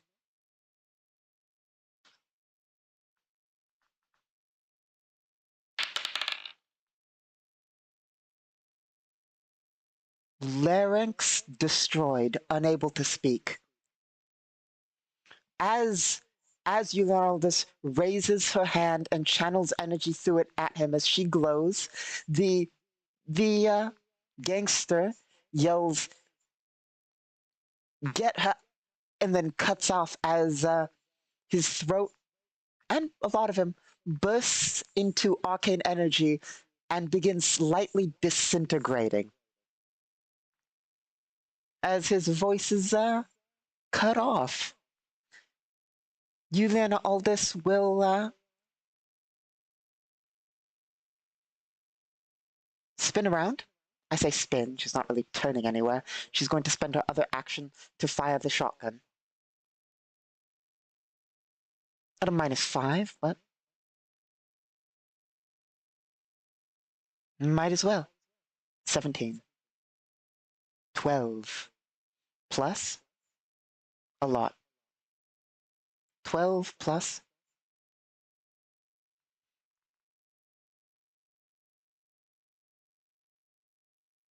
10. So 22. That's definitely a hit. We're going to remove 1 shell from that shotgun. Oh yeah, we have to remove 2 energy points from our casting ability too.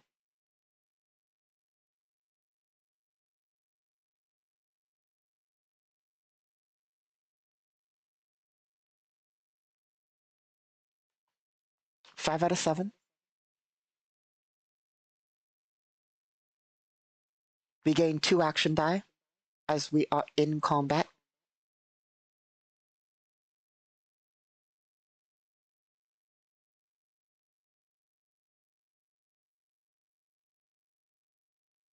Let's go to all. Did we not increase it? It should be 3 out of 3. We haven't used one today? That's weird. Unless I messed up totally. So we should be at 5. Okay, and lastly, 1 shot from our shotgun.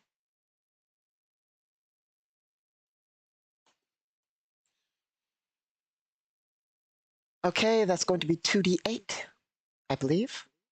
Let's double check the rules. I know they get a little weird.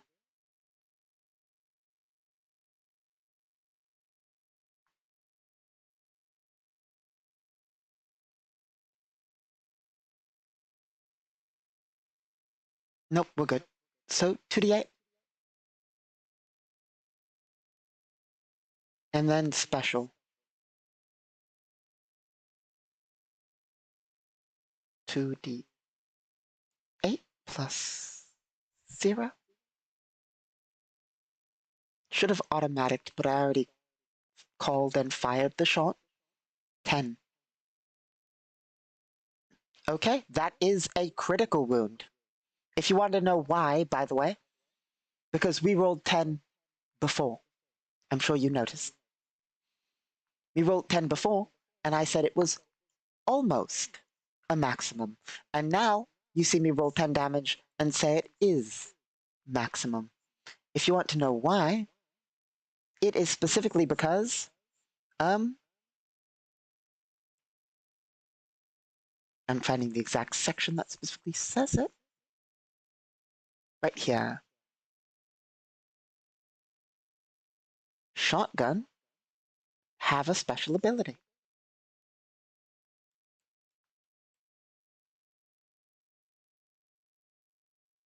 assuming it ever loads and doesn't crash on me.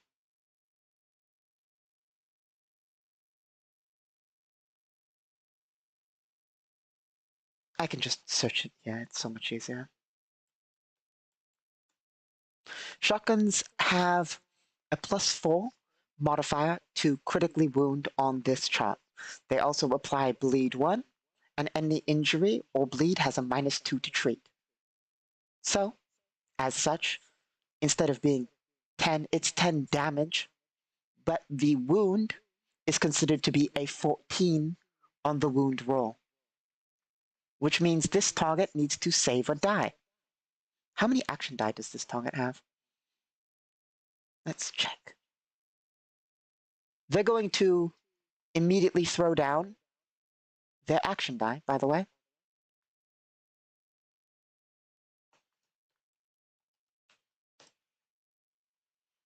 Because they don't want to save or die.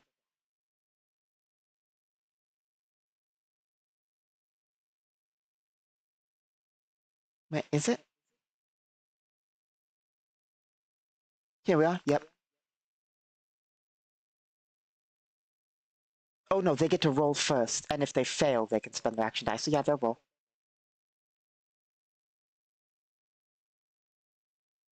$17, so they don't need to spend an action die on it, meaning they are just simply going to take 2 critical wounds, probably. Let's double check that.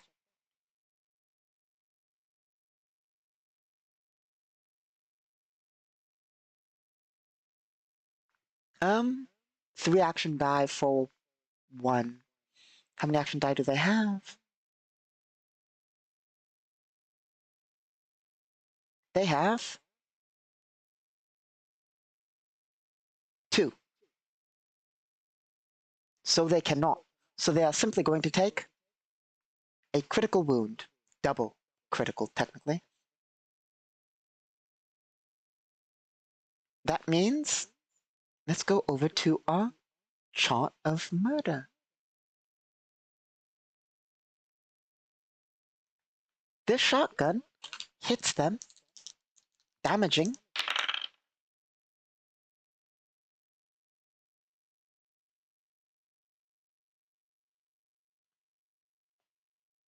torso, main body organs, and left leg.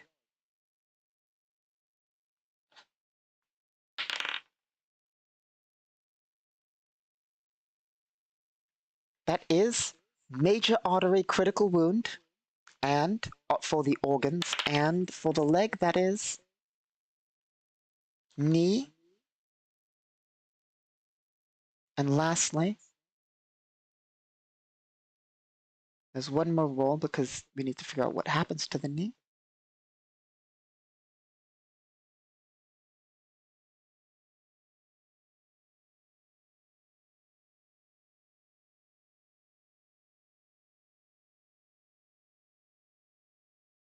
I think they die.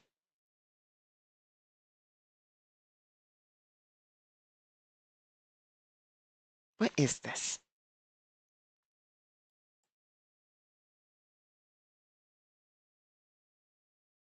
Here we are.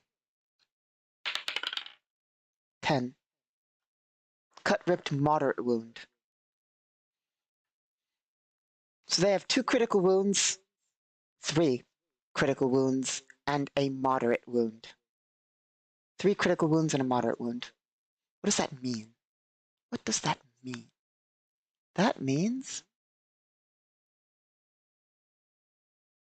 What are the rules for that?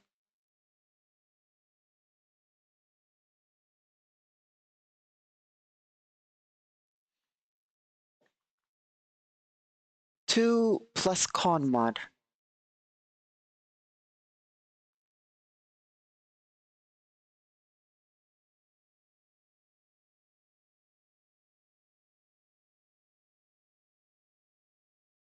Two plus con mod 0. And they've taken 3 critical wounds, which means, technically, depending on the level of violence we're running Galactic Requiem at today, how It really depends on how violent we're being. But it could mean, within the rules, that they are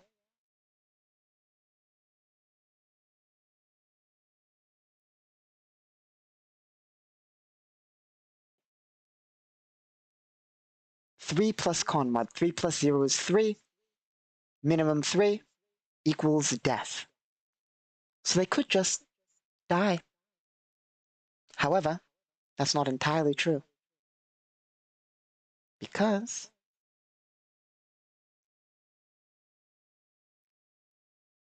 those count as additional injuries. They may reduce wound type. At the cost of 2 action dice, they can reduce a wound type by 1 category. So they will reduce 1 critical wound into a severe wound for 2 of their action dice. Meaning they are in a coma instead of dead. That's an improvement, I suppose.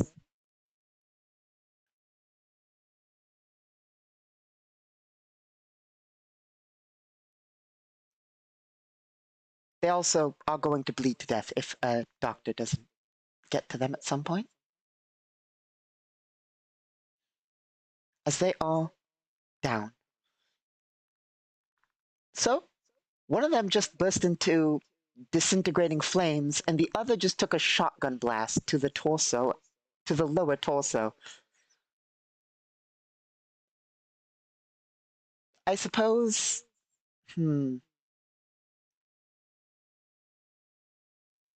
I suppose the other gangsters have choices.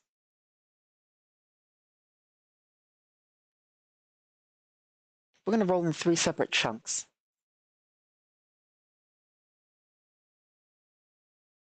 We're going to roll in 3 separate chunks, yeah.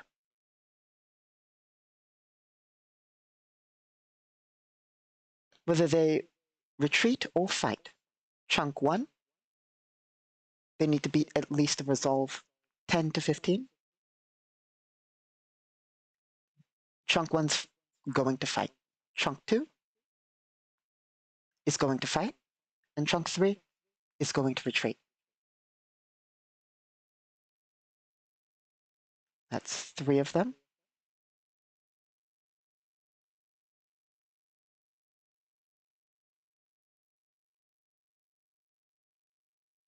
Are going to run. The other 2 chunks are going to fight.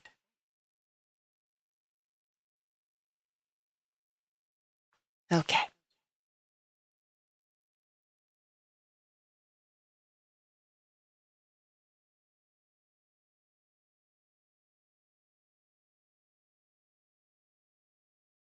It's not ideal that there's a bunch of civilians behind us. Really not ideal. Juliana Aldous cares a little bit.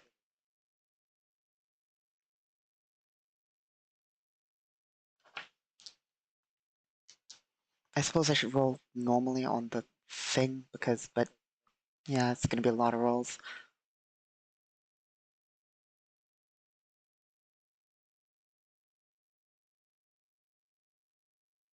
5 rolls. What's there to hit, by the way? I suppose that's important to know.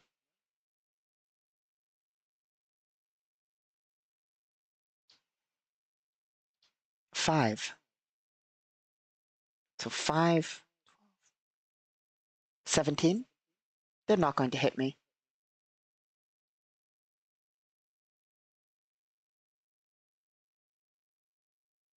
To hit Juliana Aldous, they would need a lot.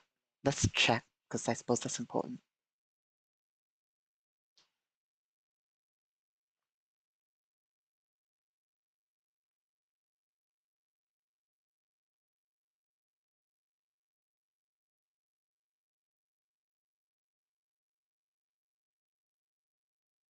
Here we are. They would need a 26. So they have to roll 20. Let's see how they do.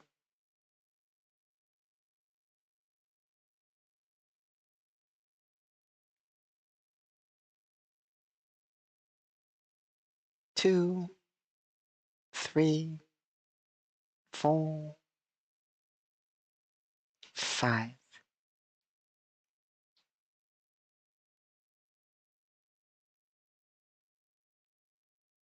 Great news. Well, one other check, I suppose. I'm gonna roll 3, 4. 4 dice rolls. Not ideal. That's fine. That's fine. That's not ideal. 7 plus what, though? NPC book, please.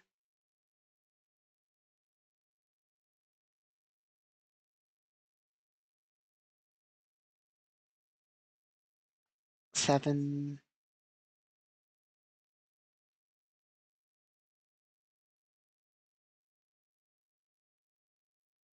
11.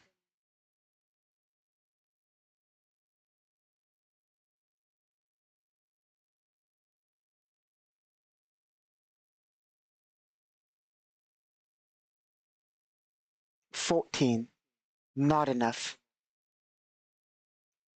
Wait. Technically cover. Technically enough. Barely. Like, by genuinely 2 points. So, some people over here are going to take stray fire. The people in the middle group are fine. People in the right group are fine. And our driver almost gets hit by a stray round. I need the stray round dice. One of these people take 9 damage. Probably this guy because he has the least cover. So, he takes 9 damage. Unfortunate. Oh, that's one of the... I didn't even realize. I mean, it's a shame, the integrity of sports or something, I guess. I don't know. Nor do I care.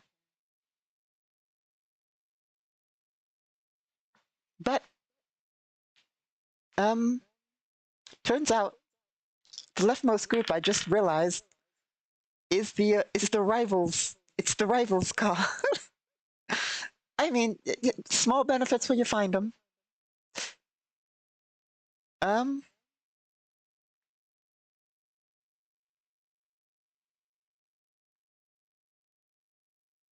they're not going to retreat,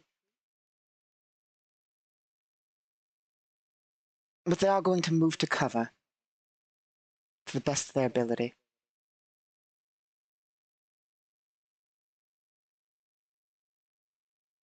No, 2 of them will actually rush you then, all this, seeing that their bullets literally bounced.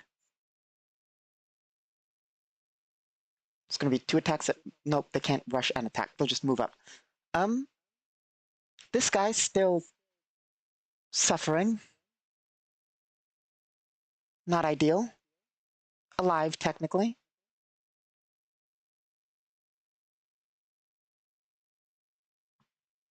He needs to roll to not panic. He's not panicking. Okay.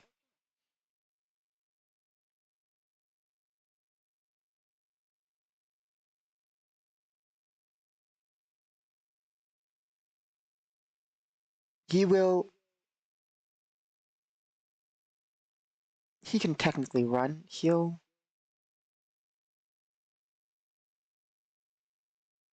will run. Not retreat, just run to get out of that direct line of fire. It is Yulana Aldous' turn. She's not grappled yet.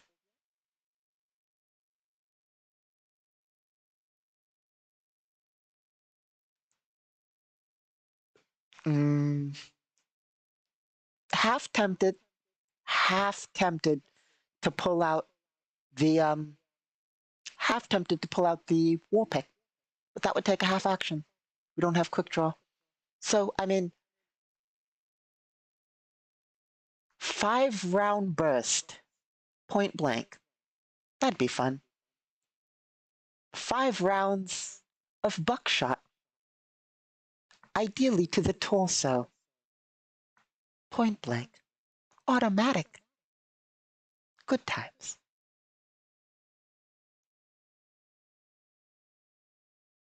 In fact, no.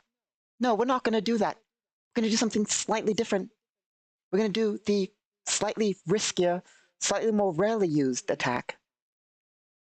We are going to just automatic fire. Not fully auto, but basically here's what we're going to do. Let me open my player basics book.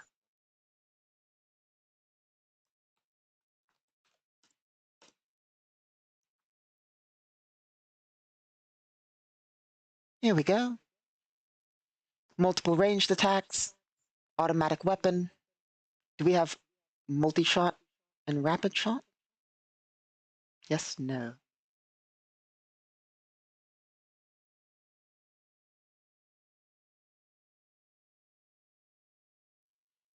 What we're doing is an attack with less guarantee, more versatility.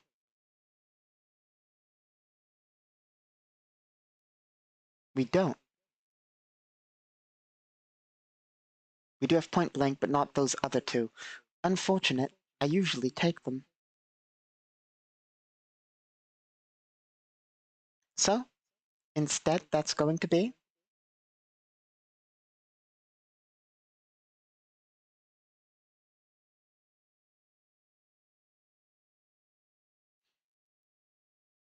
three shots at -5 each. 3 shots at -5. Here we go. Not -5 total, that's before we add our to hit. Our to hit, by the way, just for the record, 10. So we're going to be at +5 on each of these shots. And what are we trying to beat?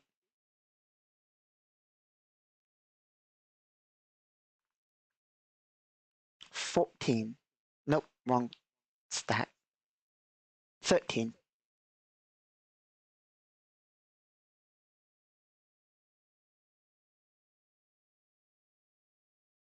That's a hit. That's a hit. That's a crit. Is it a confirm? Yes. 2 hits and a crit. Let's do this. Now, the reason also I wanted to do that attack is because you can choose as you go what you hit, which is a bit more versatile, which is why I said it's versatile. It's also a bit more damage, technically speaking. It's just harder to hit with it. So, let's fire the shots and see how they go as we go.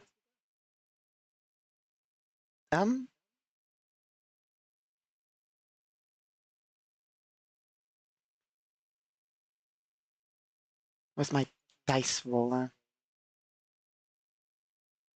2d8. Shooting at the guy on our right first. 12 damage. How much HP does he have?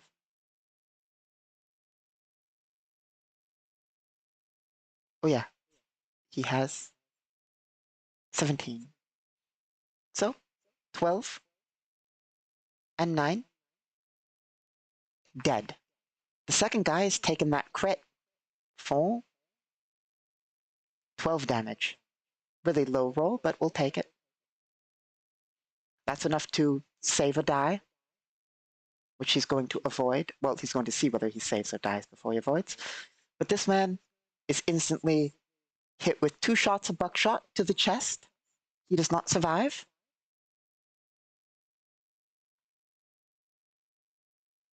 This man takes 12 damage and must save or die.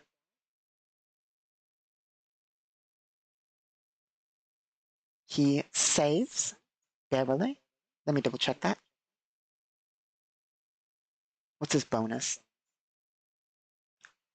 If it's +1, he saves. If it's more than +1, if it's not +1, he does not save.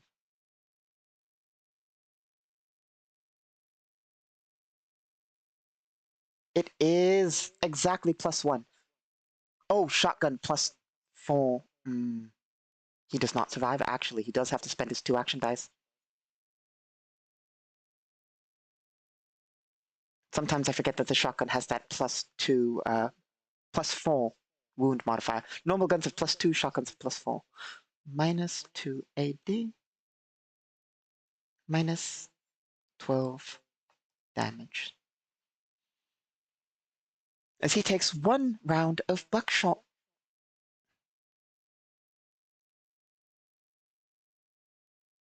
But somehow manages not to keel over.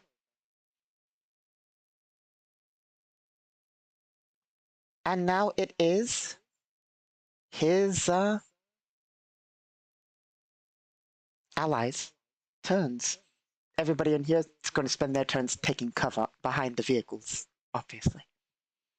These guys are leaving. They're like, nah, we're good. This man hears the shotgun shot and fails. As he just hears 3 rapid shotgun rounds go off, he's like, okay, I've decided to keep running.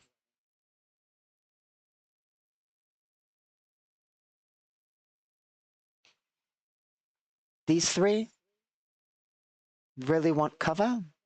Or are they done here?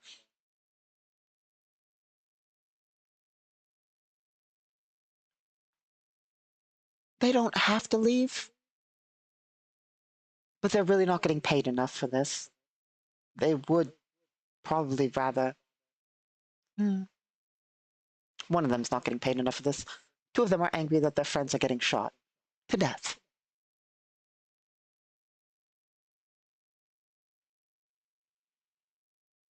Let's see. Okay. It is their turn still, though. So, this guy will attempt to grapple,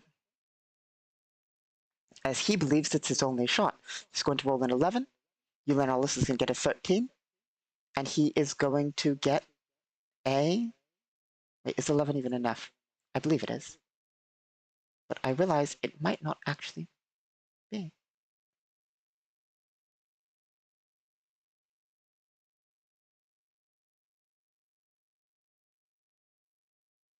As I fumble with the numbers.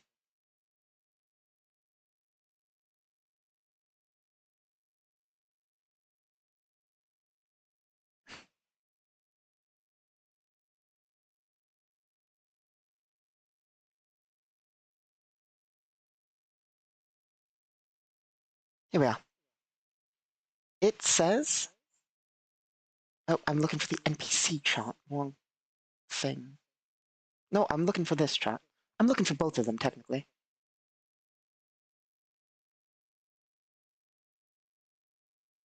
$17 versus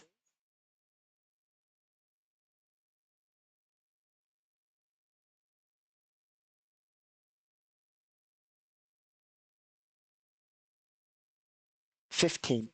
That's actually not enough. You then all this just shoves the person away. They still have a half action. They will melee attack, I suppose, with the other half action. They preferred to grapple, but they're not trained in it. Attack of opportunity. Hit. That is going to be a d6 plus +1.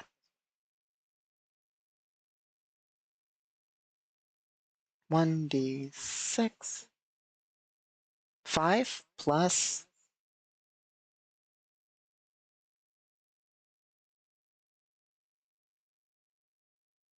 really fumbling with sheets.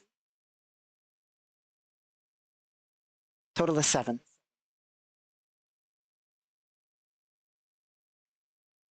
Which brings them to 19 damage.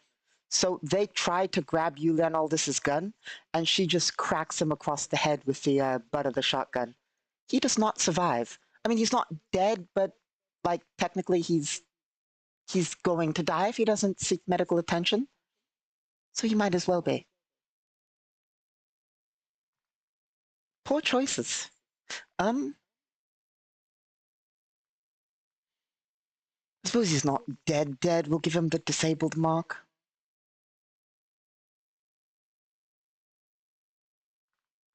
There's no way this man survives, though. And he's in a coma. Not really going well for them. Yuliana Aldis will look at these two and roughly aim her shotgun in their general direction. She can't act as it's technically their turn, but you know, just to let them know that they can, if they want, continue fighting, but as their boss got lit on fire, 1/3 of the group decided to retreat,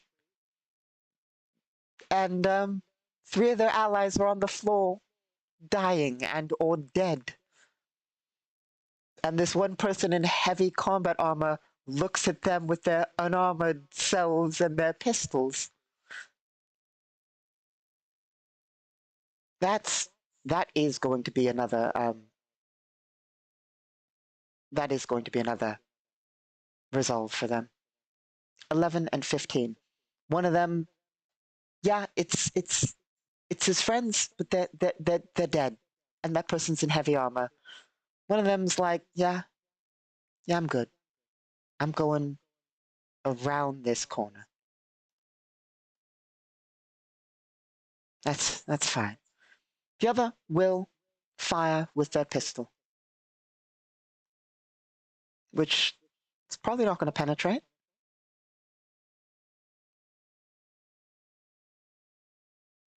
16 plus.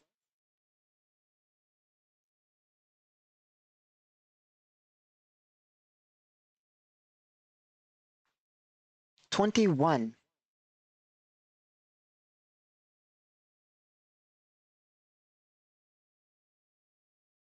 We'll be generous. We'll say they bursted. That's a hit. Wow. It's mostly just I forgot they could burst. So that's technically going to be a hit. That's going to be 2d6.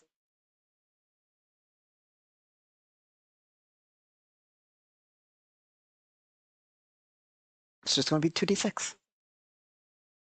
So they let off 3 shots. 6 damage. That plinks off the DR10. So the round hits and sparks off of the armor. It is Yuliana Aldis's turn. No, this guy has a half action. -5 to hit. Miss. It's now Yuliana Aldis's action.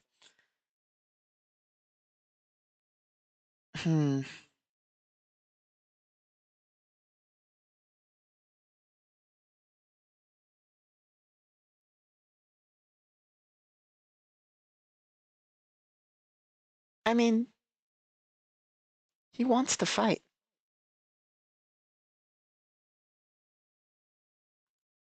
We have 6 rounds in the shotgun.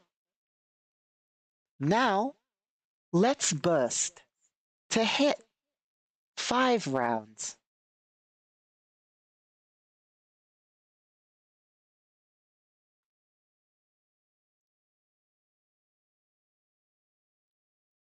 $14. That is going to be a hit because we've bursted to hit, which is a choice. 5 round to hit is going to be no bonus damage. So plain 2d8 for a total of 12, which is enough to save or die. That is not that's a die. -2 action die to not immediately die. That's going to be 12 damage. And that's going to be 2 critical wounds. Which, if, like I said, if we're using the violence version, he's unconscious. In a coma, even.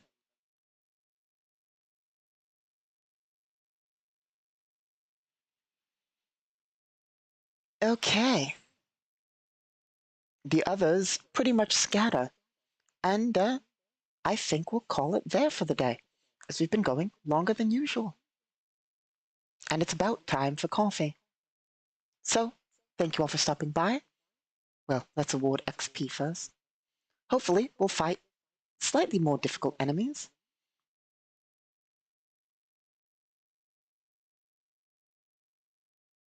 I mean, hopefully not, let's be honest. I don't want to fight more difficult enemies, but these guys didn't stand a chance, you know?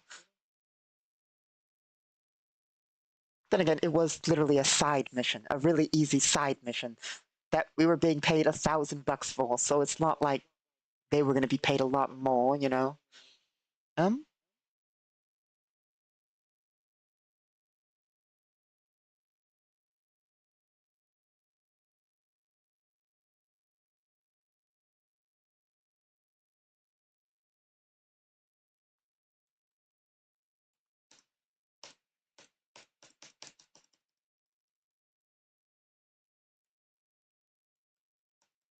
what is it? Oh,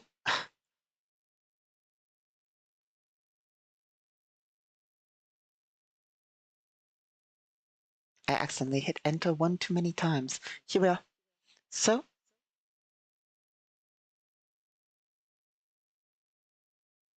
$13 XP. 3 becomes 4, 3, 4, 5.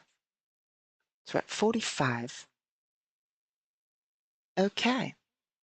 And we have to remove that ammo from our gun, leaving us 1 shot. Okay. So, we've defended the race car driver. Next time, we'll see the results of the race, hopefully, if they don't cancel it. And we'll try and get back into the swing of this. It's been a while. I feel a bit rusty at it. So, thank you all for stopping by. I hope you enjoyed. Next time is